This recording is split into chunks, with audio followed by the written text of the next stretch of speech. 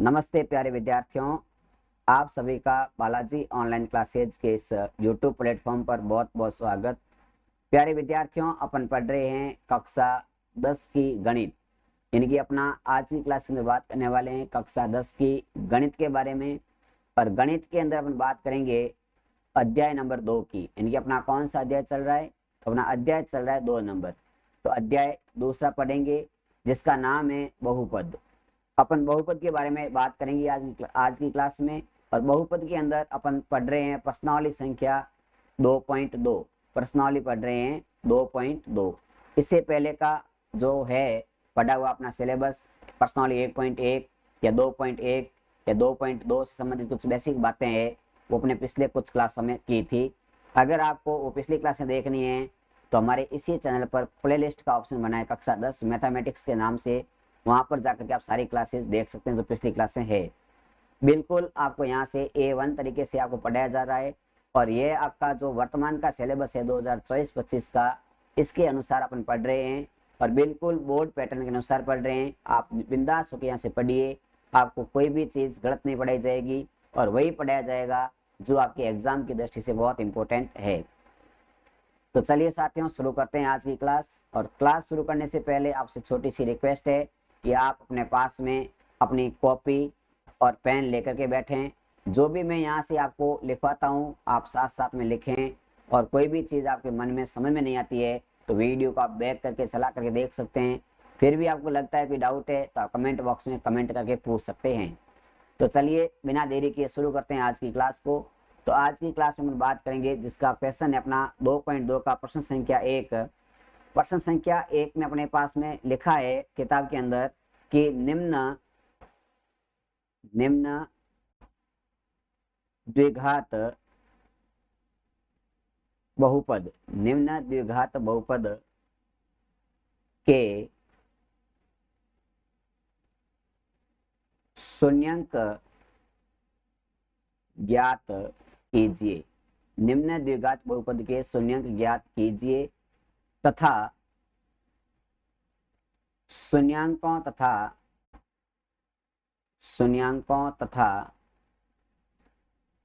गुणांकों के मध्य, शून्यांकों तथा गुणांकों के मध्य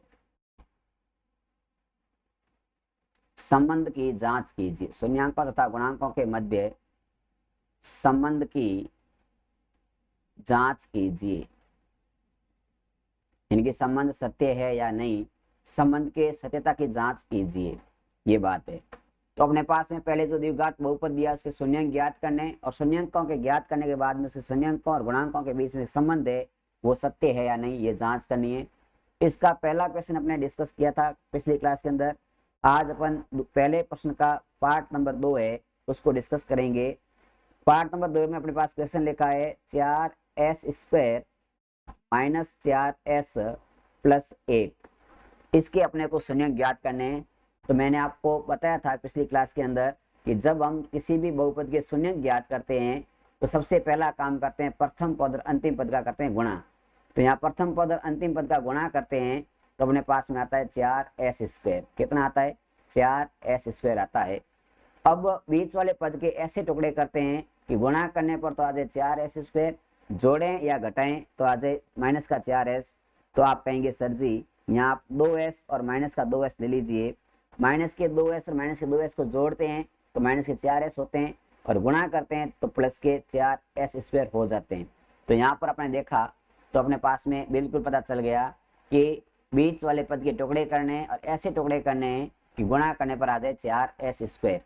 तो यहाँ पर देखिए अपन लिखेंगे 4s² का 4s², बीच वाले पद के करते हैं टुकड़े और टुकड़े अपने देखे तो अपने पास में आए थे माइनस का 2s और माइनस का 2s और प्लस का 1 का प्लस का 1।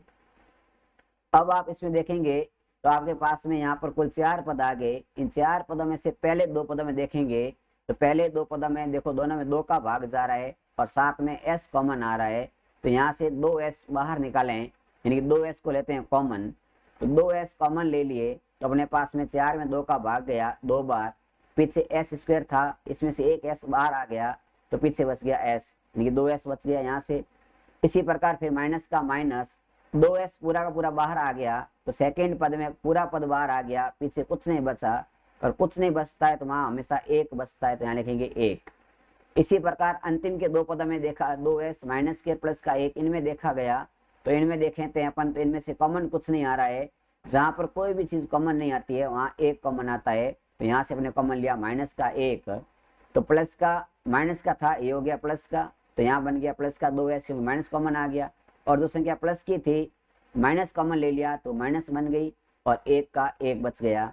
तो यहाँ पर देखेंगे तो अपने पास ब्रैकेट के अंदर दोनों नंबर सेम सेम बन गए, यहाँ भी 2s माइनस एक है, यहाँ भी 2s माइनस एक है, तो एक बार अपन करेंगे 2s माइनस एक जो ब्रैकेट के अंदर है उसको लिखा, जो कोष्टक में था उसको लिखा, फिर यहाँ देखो 2s माइनस एक बाहर पड़ा है, यहाँ पड़ा है 2s और ये पड़ा माइनस एक, इनको साथ में लिखेंगे तो ये भी बनेगा अपने पास में, ये भी बनेगा 2s माइनस एक, 2s माइनस एक।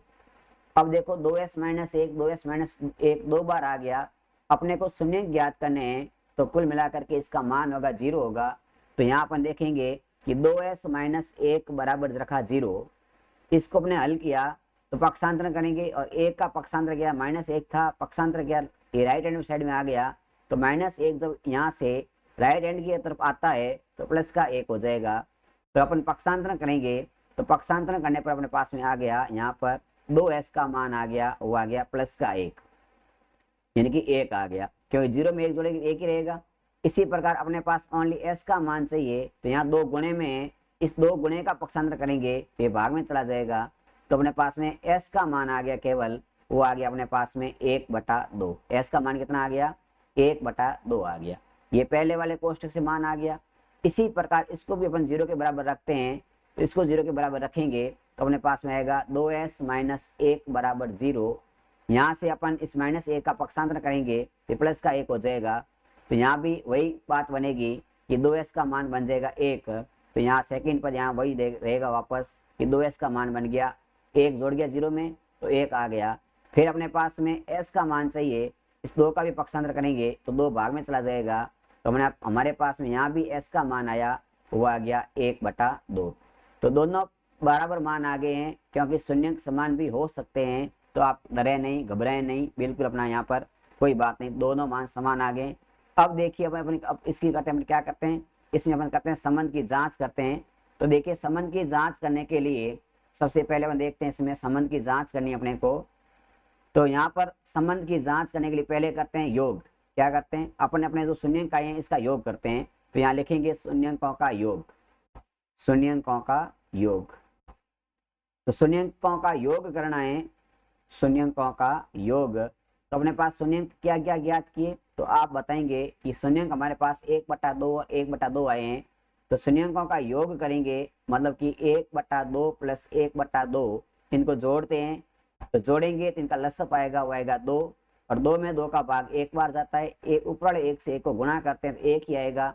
इसी प्रकार प्लस का प्लस, इस 2 का भाग 2 में एक बार गया, उस एक को इस एक से गुणा किया तो भी अपने पास में एक ही आया, मतलब कि इनका आंसर आ गया, वो आया 2/2, और 2/2 को कट करते हैं तो 2 में 2 का भाग एक बार जाता है, तो कुल मिलाकर के आधा और आधा जुड़ता है तो एक बनता है। इनकी शून्यंकों का योग आ गया अपने पास में, वो कितना आया, शून्यंकों का योग आ गया 1। इसी प्रकार करते हैं अपन शून्यंकों का गुणा। क्या करते हैं, अपने जो शून्यंक ज्ञात किए हैं इन शून्यंकों का करते हैं गुणा, तो लिखेंगे शून्यंकों का गुणा, और शून्यंकों का गुणा करना है तो यहाँ शून्यंक है 1/2 और 1/2, तो अपन करते हैं 1/2 गुणा 1/2, 1/2 को 1/2 से गुणा करते हैं तो ऊपर वाले एक को एक से गुणा किया तो एक आ गया, 2 को 2 से गुणा किया तो आ गया 4, तो अपने पास में शून्यंकों का गुणा कितना आया, तो आप कहेंगे सर जी शून्य का गुणा आया 1/4। अब अपने पास में सूत्र है गुणांक वाला, गुणांकों के द्वारा योग, यानी गुणांकों से कैसे योग ज्ञात करेंगे, तो गुणांकों के द्वारा योग, तो गुणांकों के द्वारा योग ज्ञात करना है, इसका सूत्र होता है अपने पास में, वो होता है माइनस का b/a, माइनस का b/a। अब देखिए b और a क्या है, तो मैंने आपको बताया था पिछले वीडियो के अंदर कि किसी भी द्विघात समीकरण का हम स्टैंडर्ड रूप लिखते हैं, मानक रूप लिखते हैं, तो वो आता है 2ax² plus bx plus c, ये किसी भी द्विघात समीकरण का होता है मानक रूप।